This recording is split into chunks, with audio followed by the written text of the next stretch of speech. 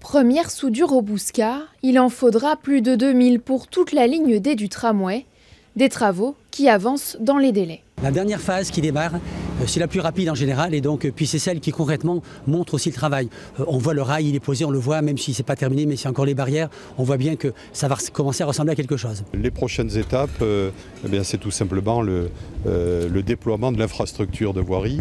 Ensuite, ça va être tout le matériel en accompagnement, les arrêts de tram, les abris, la signalétique, toute l'électronique qui va avec.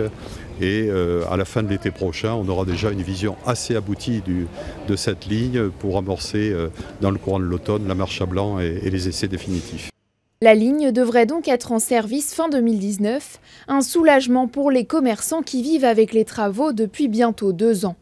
On avait hâte parce que ça faisait longtemps que c'était en chantier, c'était quasiment pas vivable entre la poussière, le bruit, tout ça. L'accès est difficile, les routes sont bloquées, même les clients eux-mêmes le disent, on va pas passer 45 minutes pour essayer de se garer pour aller acheter un 3,40. Des clients qui viennent de moins en moins et un chiffre d'affaires qui se réduit. Les boutiques ont dû s'adapter pour conserver leur clientèle. On se déplace à domicile donc pour faire les livraisons, le choix des équipements, ce que l'on n'avait pas à faire avant puisque en fait c'était plus facile d'accès.